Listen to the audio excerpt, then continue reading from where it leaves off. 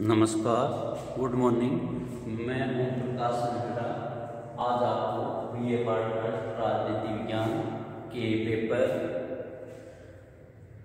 राजनीतिक दल भारतीय राजनीति विज्ञान के मूल आधार का शीर्षक राजनीतिक दल। आज हमें जो अध्ययन करना है बीए पार्ट फर्स्ट राजनीति विज्ञान पेपर राजनीतिक विज्ञान के मूल आधार टॉपिक राजनीतिक दल।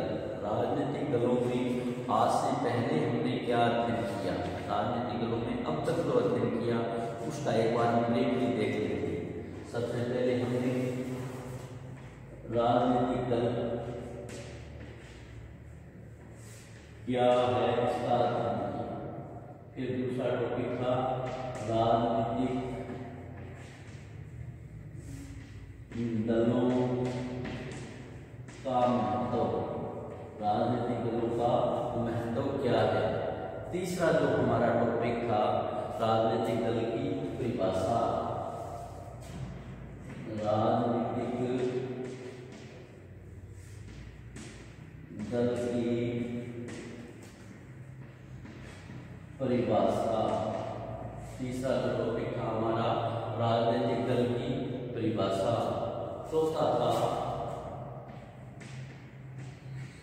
राजनीतिक दलों के आवश्यक तत्व। चौथा तो हमारा था राजनीतिक दलों के आवश्यक तत्व। पांचवा जो हमारा था राजनीतिक दलों की उत्पत्ति के आधार, राजनीतिक दलों की उत्पत्ति के आधार या तत्व, या राजनीतिक दलों की उत्पत्ति के आधार क्या है। नेक्स्ट है राजनीतिक दलों की भूमिका और कार्य। राजनीतिक दलों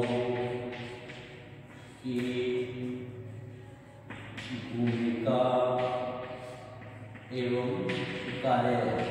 राजनीतिक दलों की भारतीय राजनीति में भूमिका क्या है, कार्य क्या है, इस बात का हमें, इस टॉपिक का हमें अध्ययन किया।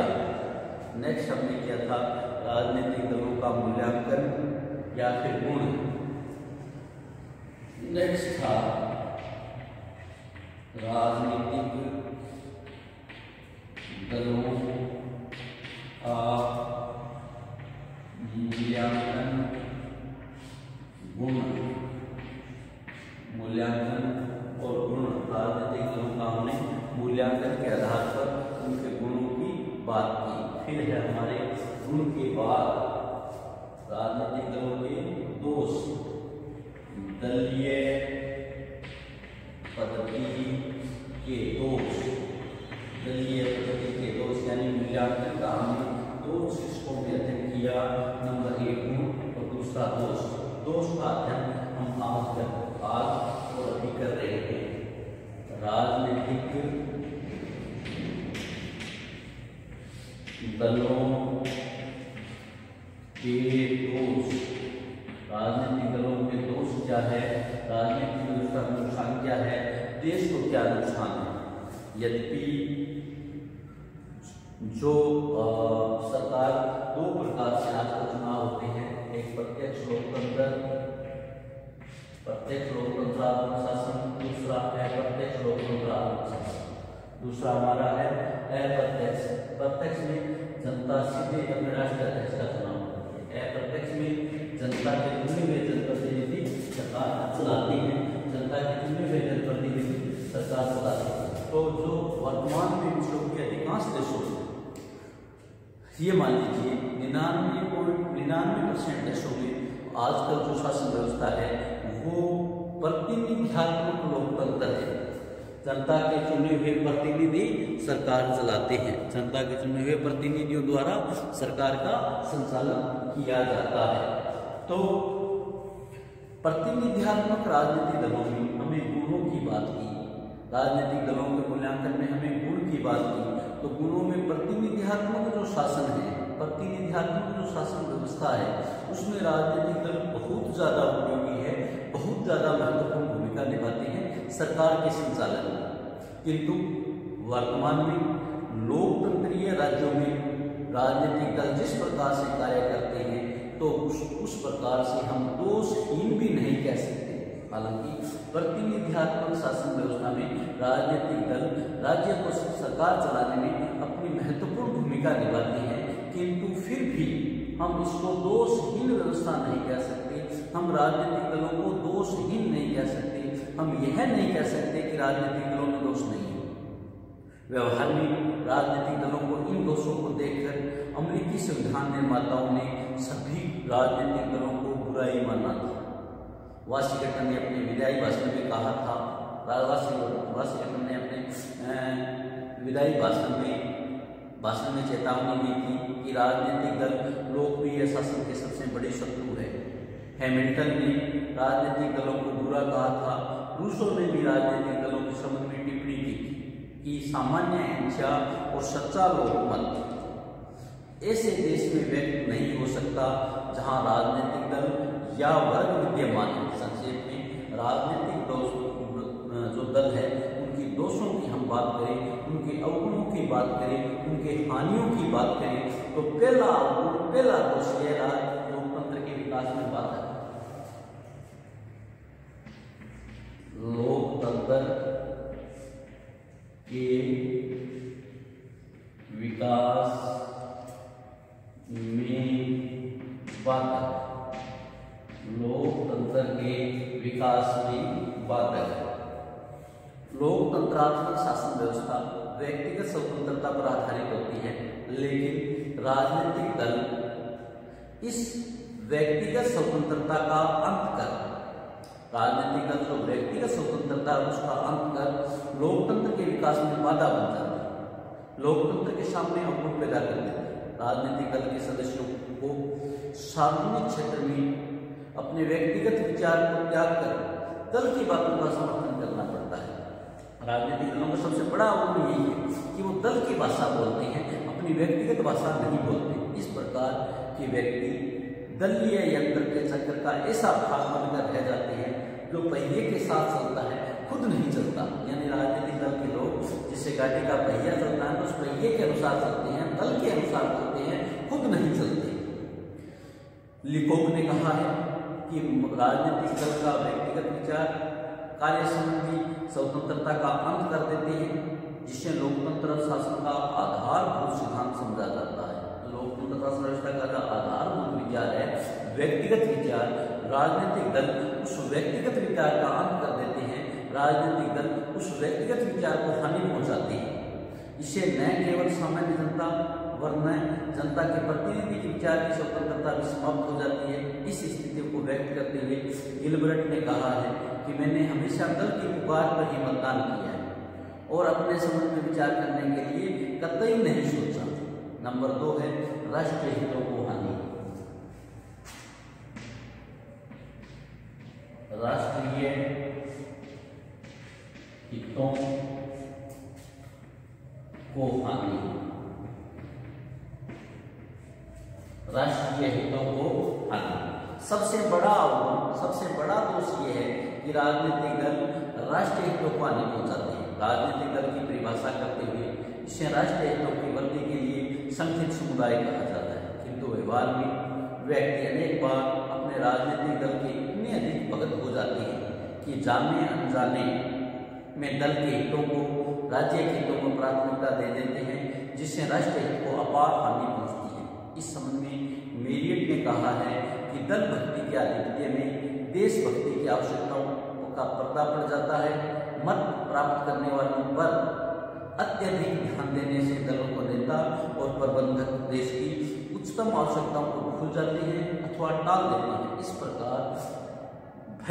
इस प्रकार का भय इन दल विशेष पर बहुत अधिक होता है, जिससे भक्ति देश जिनकी भक्ति देश से बाहरी सत्ता के प्रति होती है, देश के प्रति भक्ति नहीं होती, उनकी भक्ति अपने दल के प्रति होती है। नंबर 3 शासन कार्यों में सर्वश्रेष्ठ व्यक्तियों की पेश। शासन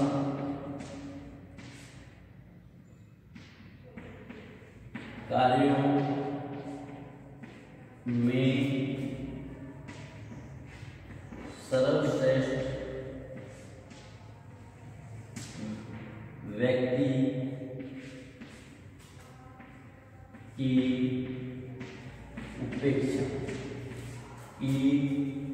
उपेक्षा। शासन कार्य क्या करता है? मानव जीवनों की सर्वोत्तम कला है। शासन के कार्य किस प्रकार किया जाए, यह भी एक कला है और देश के सर्वश्रेष्ठ व्यक्तियों द्वारा इस कला को किया जाना चाहिए। किंतु दलीय व्यवस्था के कारण, दल के चुनाव होने के कारण, राजनीतिक पार्टियों के होने के कारण देश के सर्वश्रेष्ठ व्यक्ति जो उस कला में निपुण हैं, वो व्यक्ति चुनाव नहीं जीत पाते और शासन कार्य की इस कला में सेवा करने से वंचित रह जाते हैं। सर्वोत्तम व्यक्ति जो होता है, जो सुप्रीम व्यक्ति होता है, जो अपने कला में माहिर होता है, जो अपने क्षेत्र में कला जानता है, जो कलाकार होता है, वो न तो किसी व्यक्ति की जीव जुड़ी करता और न ही विचार एवं कार्य की स्वतंत्रता को छोड़ सकते। इस कारण दलीय राजनीति में ऐसे व्यक्तियों को कोई स्थान नहीं रह जाता। इस प्रकार राजनीति में योग्य व्यक्तियों की अपेक्षा होती है, अयोग्य व्यक्तियों को प्रशासनिक ढांचे के स्थान मिल जाता है, जिससे संपूर्ण राजनीतिक क्षेत्र में गिरावट आ जाती है। नंबर 4, वर्मात्मक राजनीतिक शिक्षा प्रदान करता है। वर्मात्मक राजनीतिक शिक्षा प्रदान करना सबसे बड़ा। हमने राजनीतिक दलों में यह पढ़ा, राजनीतिक दलों के गुणों में यह देखा कि राजनीतिक दल राजनीतिक शिक्षा देते हैं, परंतु इसका अवगुण यह है कि वो शिक्षा जो देते हैं ना, वो शिक्षा भ्रमात्मक होती है, भ्रमपूर्ण होती है।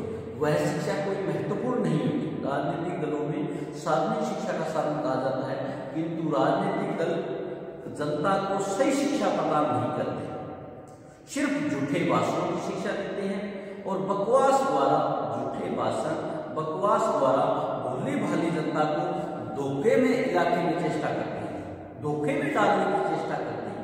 अपने स्वार्थों के परिणाम स्वरूप झूठ को सच और सच को झूठ के नाम का कर्तव्य होता है।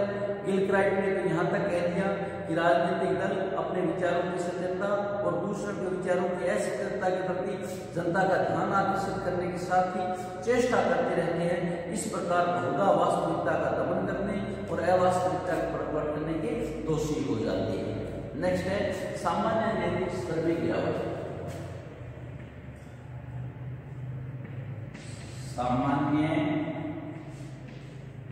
नैतिक स्तर में गिरावट।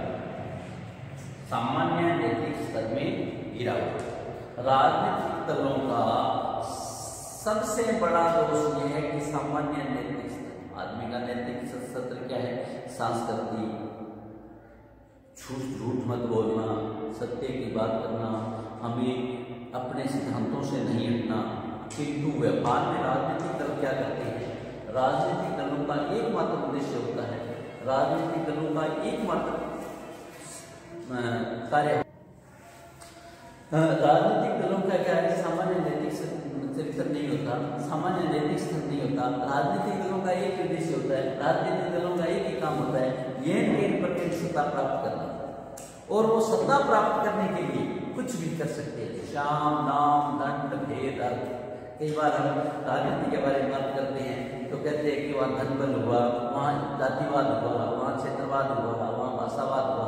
वो किसी न किसी तरीके से राजनीतिक दल अपने अखंडों द्वारा सिर्फ बहुमत प्राप्त करना चाहते हैं, शासन प्राप्त करना चाहते हैं।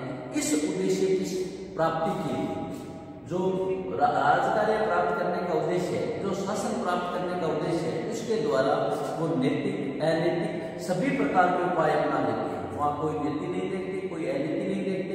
जे किसी न किसी प्रकार से चुनाव जीतता है, चुनाव के समय विभिन्न राजनीतिक दलों द्वारा एक दूसरे के विरुद्ध जिस प्रकार से विषैला प्रचार किया जाता है, उम्मीदवारों के व्यक्तिगत जीवन पर आपेक्ष किए जाते हैं और जनता से झूठे वादे किए जाते हैं। इससे सामान्य जनता के नैतिक चरित्र पर बहुत बुरा प्रभाव पड़ता है और राजनीतिक दलों के इस कुकृत्य के कारण, राजनीतिक दलों की ऐसी बातों के कारण, इस प्रकार के कार्य कर राजनीतिक बुराई का पर्याय बन गई। नंबर 6, जनता के मतभेदों को प्रोत्साहन। जनता के मतभेदों को प्रोत्साहन। जनता के मतभेदों को प्रोत्साहन। राजनीतिक दल क्या करते हैं? आग में घी डालने का काम करते हैं। राजनीतिक दल आग में घी डालने का काम करते हैं। जनता के बीच बैठने के परिणाम स्वरूप जनता के आपस में मतभेद हो जाते हैं किसी न किसी बात को लेकर। जनता में आपस में जो मतभेद होते हैं, इन मतभेदों को दूर करने के स्थान पर राजनीतिक दल उन मतभेदों को पर्याप्त बढ़ाते हैं ताकि उन मतभेदों को बढ़ाकर उनकी शासन शक्ति प्राप्त किया जाए। सार्वजनिक जीवन को इतना कटु बना देते हैं, लोग भाषा के आधार पर लड़ते हैं, लोग धर्म के आधार पर लड़ते हैं, लोग क्षेत्रीयता के आधार पर लड़ते हैं। व्यवस्थापिका जो विरोधी दलों में विभाजित हो जाती है, दूसरी ओर देश के ऐसे विरोधी दल पक्षों का विभाजन कर दिया जाता है जो एक दूसरे को ईर्ष्या पसंद करते हैं, परस्पर आपेक्ष लगाते हैं, उन आपेक्षों को बढ़ाते हैं। डॉक्टर बेनी प्रसाद के शब्दों में राजनीतिक दल समाज के विभाजन को अधिक विकृत बना देते हैं, असंबद्ध प्रश्नों का समावेश कर राजनीतिक प्रश्नों को उलझा देते हैं, तर्कहीन भावनाओं को बढ़ाकर तर्क को निरुपाय बना देते हैं, सामान्य सहयोग के मार्ग में बाधक हो जाते हैं। ये हमारा सबसे बड़ा राजनीतिक दलों का दोष ये है कि जनता के मतभेदों को प्रोत्साहित करते हैं ताकि जनता लड़े। नंबर 7 है राजनीतिक में भ्रष्टाचार। राजनीति में भ्रष्टाचार। राजनीतिक दलों का सबसे महत्वपूर्ण अवगुण ये है कि राजनीति में भ्रष्टाचार। राजनीति में ऊपर से लेकर नीचे तक सभी शासन व्यवस्था, सभी शासन जो है सुव्यवस्थित रूप से संगठित होते हैं। चुनाव के समय स्थानीय शाखाएं भी बहुत अधिक सक्रिय हो जाती है। जब एक राजनीतिक दल का उम्मीदवार नीचे हो जाता है तो उस दल के स्थानीय नेता, उस दल के छोटे नेता राजनीतिक पद, ठेके या इनाम के रूप में उचित लाभ प्रदान करने की चेष्टा करते हैं।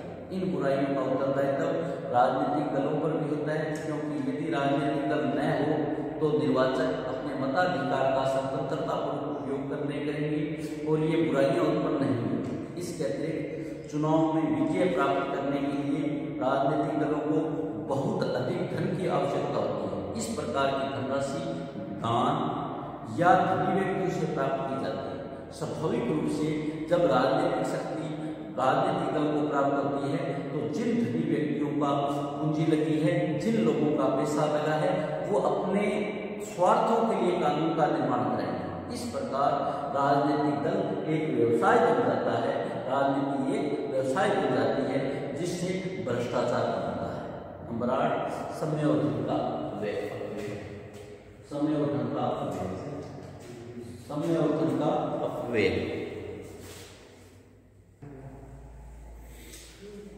राजनीतिक दलों में इस तरीके से भ्रष्टाचार बनता है, इस प्रकार से भ्रष्टाचार की बुराई होती है। नंबर 8 समय और धन का अपव्यय।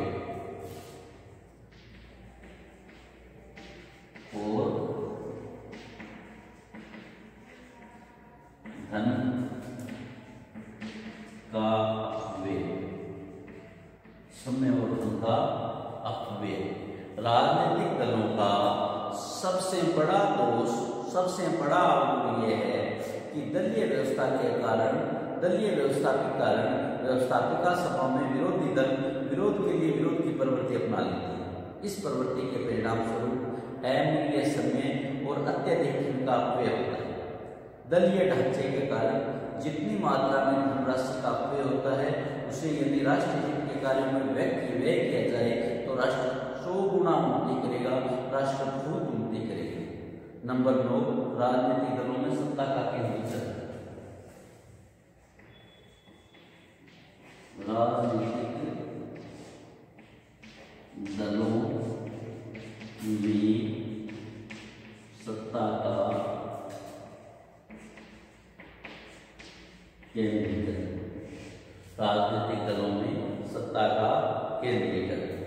राजनीतिक दलों में क्या होता है? सत्ता का केंद्रीकरण होता है। सत्ता एक राजनीतिक दल के केंद्रीकृत जाती है। अनेक प्रभावशाली व्यक्ति इस प्रकार का आपेक्ष लगाते हैं कि राजनीतिक दलों का संचालन गुट विशेष के थोड़े नेताओं द्वारा किया जाता है। वो अपने समर्थकों पर कठोर नियंत्रण रखते हैं। विल्फ्रेड फेरर तथा रॉबर्ट माइकेल ने इस बात का प्रतिपादन किया है कि राजनीतिक दलों का ढांचा वास्तव में जनतंत्रीय है, वास्तव में गणतंत्रीय है, जिसके अंतर्गत कुछ गिने चुने व्यक्ति मनमाने प्रकार से कार्य किए जाते हैं। इस प्रकार प्रजातंत्र वर्गतंत्र के रूप में परिणत हो जाता है। निष्कर्ष के स्वरूप हम कह सकते हैं कि राजनीतिक दलों में अनेक दोष गिनाए जा सकते हैं, लेकिन वास्तव में ये दोष मानवीय दुर्बलता तथा परिस्थितियों की अपूर्णताओं से प्रतिबिंब है।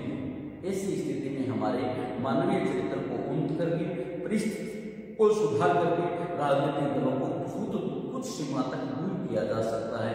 यह बात महत्वपूर्ण है कि एक सभी वर्गों की कमियों के बावजूद राजनीतिक दल लोकतंत्र के लिए जरूरी है। तो आज हमने राजनीतिक दलों के बारे में पढ़ा, राजनीतिक दलों के महत्व को स्पष्ट किया, राजनीतिक दलों की परिभाषा को स्पष्ट किया, राजनीतिक दलों का आवश्यकताओं की बात की, राजनीतिक दलों के मुद्दे के आधार बताए, राजनीतिक दलों के कार्य बताए, राजनीतिक दलों के गुण। ये तो हमने कार्य पूर्व में कर दिया। फिर आज हमने राजनीतिक दलों के दोष की बात की। राजनीतिक दलों के दोष लोकतंत्र के मार्ग में बाधक है, राष्ट्रीय हितों को हानि पहुंचाते हैं, शासन कार्यों को सर्वश्रेष्ठ व्यक्तियों को अपेक्षा करते हैं, परमात्मक राजनीतिक शिक्षा का प्रदान करते हैं, सामान्य जनता की नैतिक स्थिति में गिरावट आती है, जनता के मतभेदों को प्रोत्साहित करते हैं, राजनीति में भ्रष्टाचार बनाते हैं, समय और सत्ता हुए हैं, राजनीतिक दलों का में सत्ता का केंद्रीकरण। ये राजनीतिक दलों के दोष है, राजनीतिक दलों की कमियां हैं, किंतु निष्कर्ष के परिणाम स्वरूप हम ये कह सकते हैं कि ये दोष मानव निर्मित और परिस्थितियां जन्य हैं। ये दोष मानव निर्मित और परिस्थितियां जन्य हैं। अगर हम अपनी परिस्थितियों को सुधारें, अगर मानव अपने दृष्टिकोण को बदले, तो इन दोषों को दूर किया जा सकता है। थैंक यू, धन्यवाद। आज हम इतना ही करेंगे।